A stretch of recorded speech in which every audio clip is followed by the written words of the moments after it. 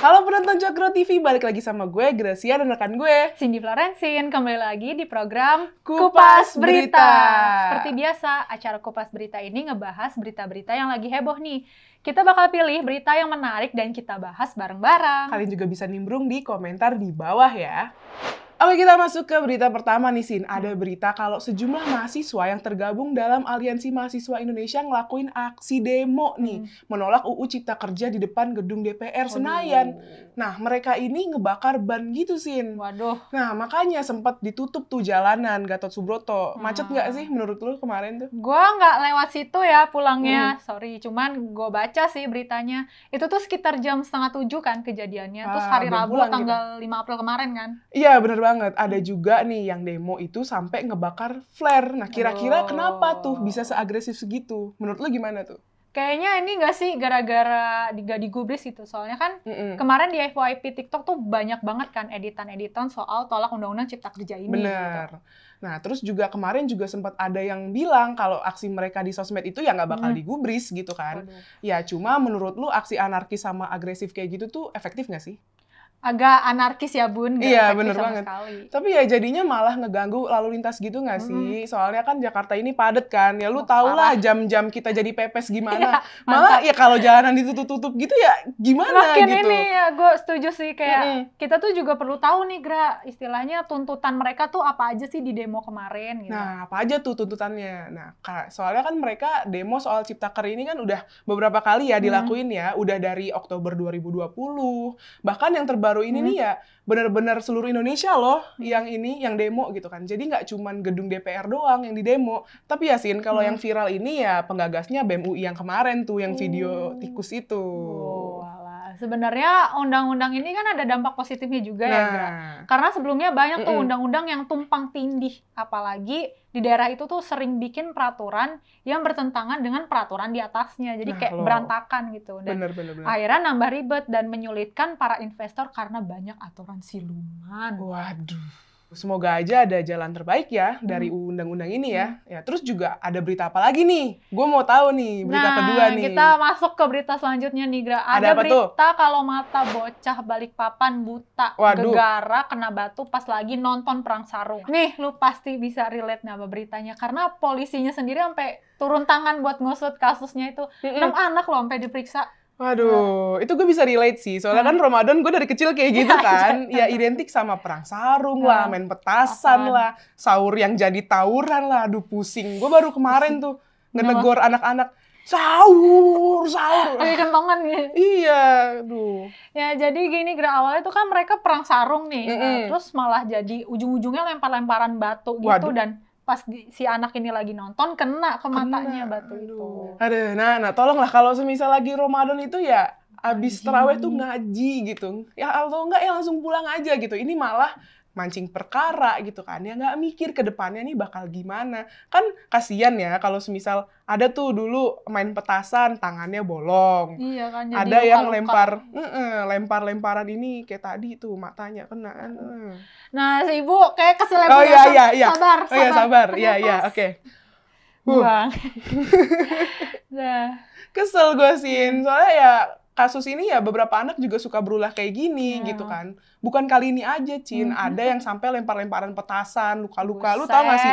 Petasan korek yang swing, tar, ayam gitu kan, nggak gitu ya.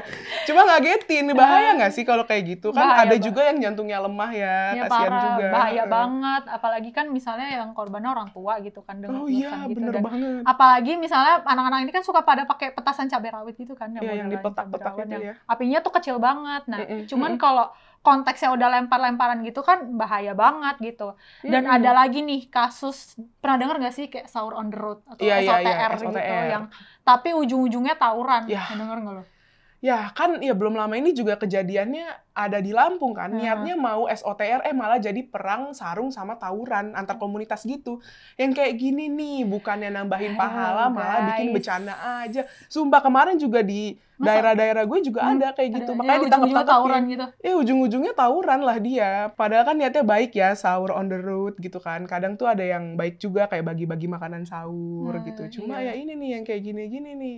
Yuk, anak-anak, para remaja mulai sekarang coba deh ngelakuin kegiatan yang bermanfaat gitu, yang berfaedah selama Ramadan. Kayak tadi lu bilang kayak misalnya ngaji bareng atau enggak bantu-bantu orang tua gitu. Setuju nggak? Setuju banget. Biar minimal nggak jadi beban orang tua gitu. Iya, minimal diem. Diem deh. Diem deh. Kalau nggak bisa, diem deh pokoknya. Kalau nggak bisa bikin bangga, diem.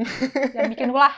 Bener banget. Oke, Sin, sekarang kita masuk ke bagian bacain komentar para penonton Coklat TV ya. Nah, komentar pertama dari Dewi Andayani di video Fatwa Guntur Romli yang judulnya Provokasi Bupati Purwakarta Menutup Tempat Ibadah. Komentarnya gini nih, saya yakin ke depan masalah ini akan terus ada selama pemerintah tidak serius memberantas intoleran. Melalui Kemenak harus ada aturan baru dan tidak merugikan dalam perizinan pendirian tempat ibadah. Bener banget, mungkin orang-orang ya kayak kita-kita gini ya udah open-minded lah ya, bisa toleransi lah gitu.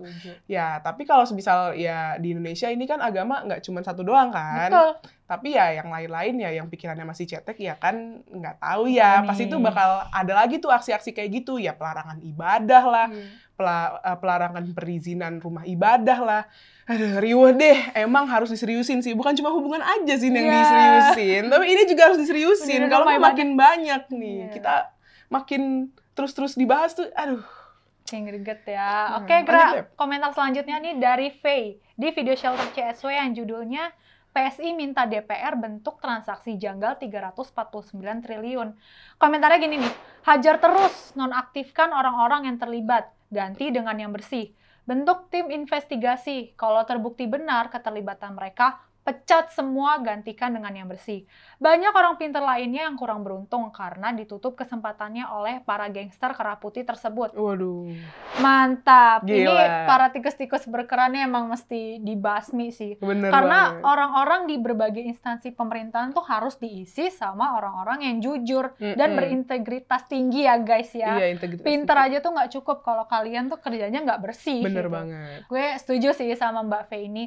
Kalau sebenarnya banyak banget orang cerdas, tapi emang mereka tuh nggak dikasih kesempatan karena jalan mereka yang bersih ini nih ditutup sama jalan kotor oleh para tikus-tikus berkerah itu lah. Anjay. Lanjut gak? Percuma pinter kalau minterin orang. Wah. Ya.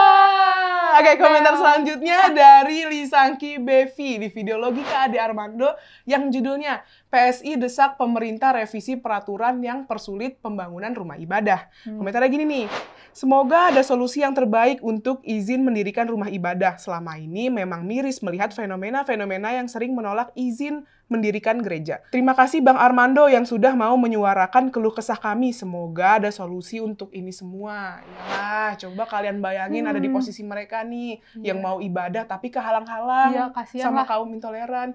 Ya bayangin aja nih, misal nih umat muslim nih mau bangun masjid ditentang. Ayo gimana perasaannya coba mayoritas? Sedih kan lu mau ibadah dihalang-halangin, dilarang. Aduh. Kayak nyelkit. Ibadah di rumah diberhentiin. Giliran di gereja atau di mana diberhentiin juga sama salah gitu. Mana dong? Lanjut, Beb.